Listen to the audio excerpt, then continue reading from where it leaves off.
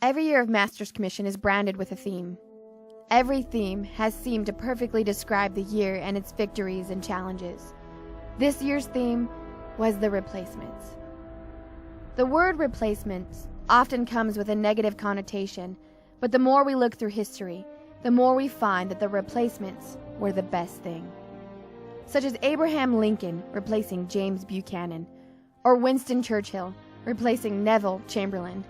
And with all the amazing stories and victories surrounding our nation's monuments and wars, we could not find a better example of replacements than the history surrounding the Alamo.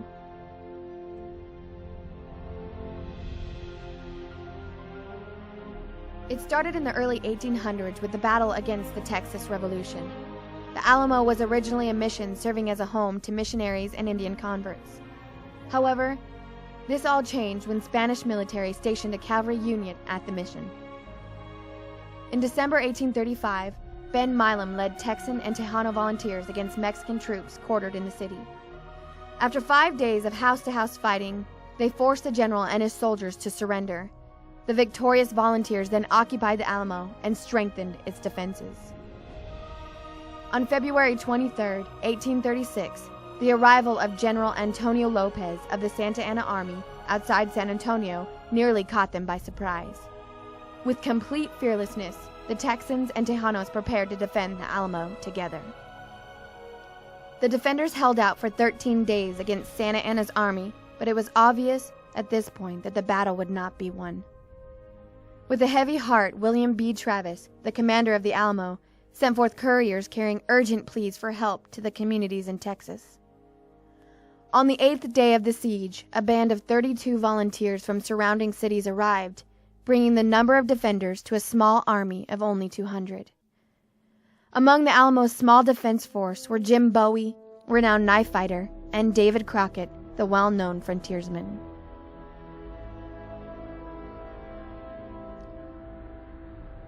Legend holds strong that with the possibility of any additional help lost, Colonel Travis drew a line on the ground and asked any man willing to stay and fight for this revolution to step over. All except one did, because as its defenders saw it, the Alamo was the key to the defense of Texas, and they were ready to give their lives rather than surrender their position to Santa Anna. The final assault came before daybreak on the morning of March 6, 1836, as columns of Mexican soldiers were emerged from the pre-dawn darkness and headed for the Alamo's walls. With the last hope of victory, cannons and small firearms from inside the Alamo beat back several attacks. Regrouping, the Mexicans scaled the walls and rushed into the compound. Once inside, the desperate struggle continued until the defenders were overwhelmed. By sunrise, the battle had ended with most of the Texans dead.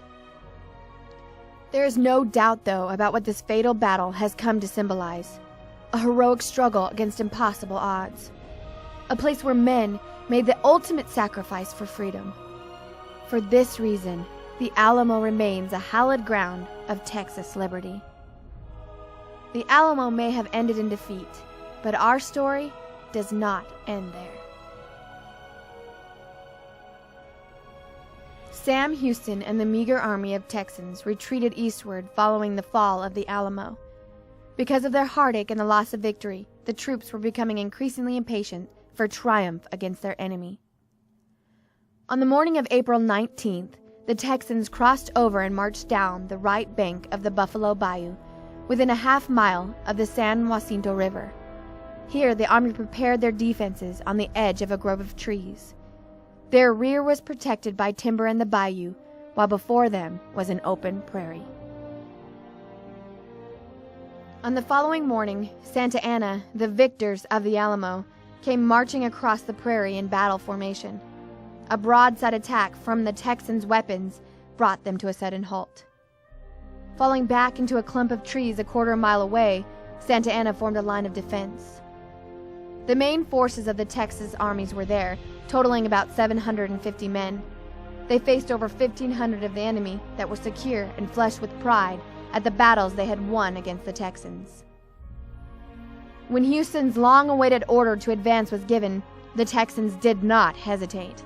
As the word fire was given, the Texans' shouts of "Remember the Alamo" rang along the entire line. Within a very short time, 700 Mexicans were slain, with another 730 taken as prisoners. The battle for Texas was won. And the story ends victorious. We, as the replacements of many great men and women before us, are drawing a line on the ground and asking any man or woman willing to stand and fight for this revolution to step over. We are tired of living superficial, mundane lives and want to display lives that are passionate for the cause of Christ. We, as willing replacements, would rather give our lives rather than surrender our position to the enemy, knowing that if this battle is not won, our replacements, discipled and well-trained, will overcome. We put no stumbling block in anyone's path, so that our ministry will not be discredited.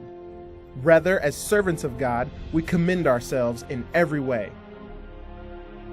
In great endurance, in troubles, hardships, and distresses, in beatings, imprisonments and riots, in hard work, sleepless nights, and hunger, in purity, understanding, patience, and kindness, in the Holy Spirit and in sincere love, in truthful speech and in the power of God, with weapons of righteousness in the right hand and in the left, through glory and dishonor, bad report and good report, genuine yet regarded as impostors, known yet regarded as unknown, dying and yet we live on, beaten and yet not killed, sorrowful yet always rejoicing, poor yet making many rich, having nothing and yet possessing everything.